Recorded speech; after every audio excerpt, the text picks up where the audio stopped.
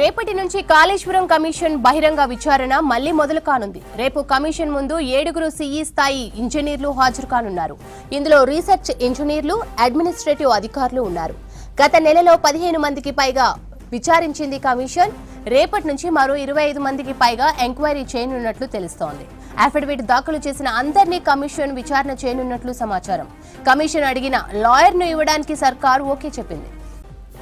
మరింత సమాచారం యాదగిరి అందిస్తారు. యాదగిరి, రేపటి నుంచి కాళేశ్వరం కమిషన్ విచారణకు సంబంధించిన అప్డేట్స్ ఏంటి? కమిషన్ కి సంబంధించి అంటే దాదాపు 3 వారాల తర్వాత మళ్ళీ ఏదైతే ఈ బహిరంగకు సంబంధించి చర్చ దీని మీద చేస్తూ ఉన్నారో దీనికి సంబంధించి ఈ విచారణ, బహిరంగ విచారణ అనేది మళ్ళీ రేపటి నుంచి కాళేశ్వరం కమిషన్ ప్రారంభించబోతుంది. ఆల్రెడీ ఇప్పటికే Kaleshwaram commission chairman PC Ghosh Hyderabad చేరుకున్నారు.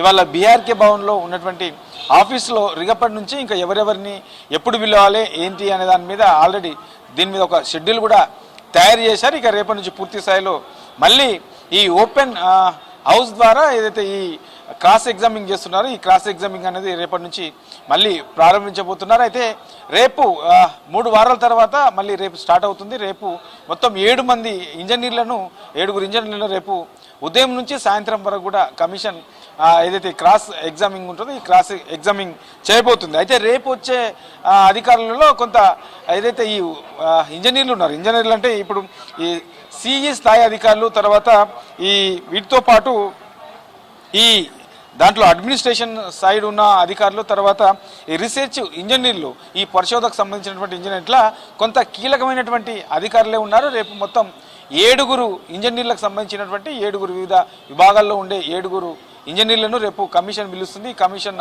ఆధ్వర్యంలో వాళ్ళు ఇచ్చినటువంటి అఫిడవిట్లు ఏవైతే ఉన్నాయో కమిషన్ ముందు చెప్పింది, తర్వాత వాళ్ళ అభిప్రాయాలను అఫిడవిట్ల రూపంలో కమిషన్కి ఏదైతే ఇచ్చారో దాన్ని బేస్గానే మళ్ళీ రేపు క్రాస్ ఎగ్జామింగ్ చేయబోతున్నారు. మొత్తం 7 మంది, రేపు మొదటి రోజు 7 మందిని ఈ కమిషన్ విచారణ చేయబోతుంది. ఇక విడతల వారిగా అంటే ఏదైతే మనం 3 వారాల కింద వరుసగా 3 నుంచి 4 రోజుల పాటు విచారణ చేసింది కమిషన్.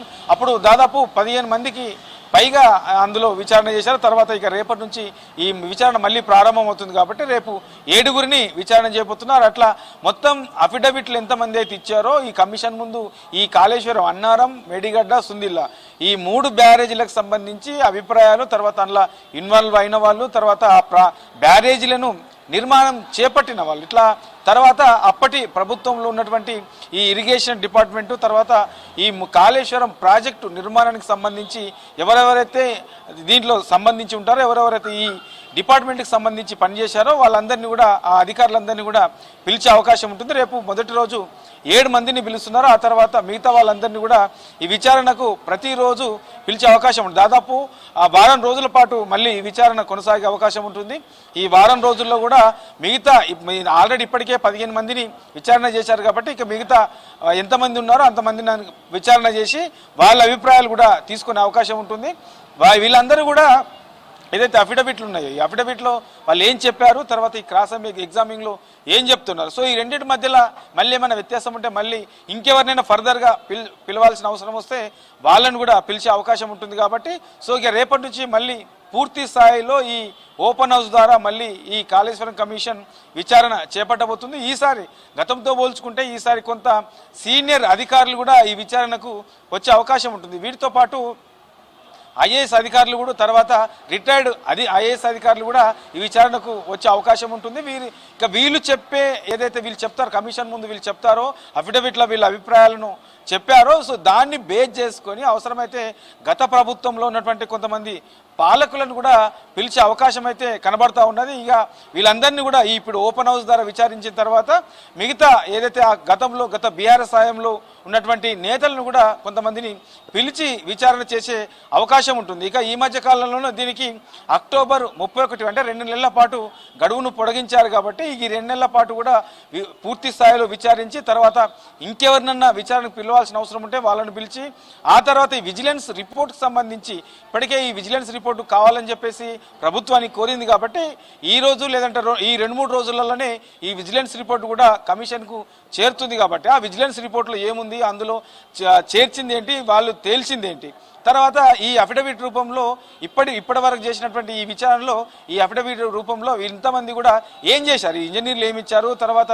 ఆ నిర్మాణం చేపట్టినటువంటి కంపెనీకి సంబంధించినటువంటి ప్రతినిధులు ఏమిచ్చారు, తర్వాత రిటైర్డ్ ఇంజనీర్లు ఏం చెప్పారు, తర్వాత గతంలో కూడా అక్కడ ఆ బ్యారేజీల నిర్మాణానికి కూడా వ్యతిరేకించినటువంటి కొంతమంది ఇంజనీర్లు ఉన్నారు కాబట్టి సో వాళ్ళు ఏం చెప్పారు, ఇట్లా ఓవరాల్గా వీటన్నిటి మీద పూర్తి స్థాయిలో అధ్యయనం చేసిన తర్వాత దీని మీద ఫైనల్గా ఒక రిపోర్ట్ ఇచ్చే అవకాశం ఉంటుంది. ఇక ఎన్డీఏసీ సంబంధించి ఇప్పటికే ప్రభుత్వానికి తర్వాత కాళేశ్వర కమిషన్కి సంబంధించి కూడా ఈ ఎన్డీఏసీకి సంబంధించి మధ్యంతర నివేదిక ఆల్రెడీ రిపోర్ట్ ఇచ్చారు కాబట్టి దాన్ని బేస్ చేసుకొని ఇప్పటికే కొంత విచారణ కొనసాగింది. ఇక పూర్తి స్థాయిలో ఎన్డీఏసీ రిపోర్ట్ వచ్చిన తర్వాత దాన్ని కూడా బేస్ చేసుకొని అసలు ఏం జరిగింది, విజిలెన్స్ రిపోర్ట్ ఇచ్చింది ఏంటి, తర్వాత ఎన్డీఎస్ఏ రిపోర్ట్ ఇచ్చేది ఏంటి, ఇక మిగతా వీళ్ళందరూ కూడా అఫిడవిట్లో ఇచ్చింది ఏంటి, ఇట్లా ఓవరాల్గా వీటన్నిటిని స్టడీ చేసిన తర్వాత పూర్తి స్థాయిలో ఈ 2 నెలల తర్వాత దీని మీద ఫైనల్గా ఒక రిపోర్ట్ తయారు చేసి ప్రభుత్వానికి ఇచ్చే అవకాశం ఉంటుంది.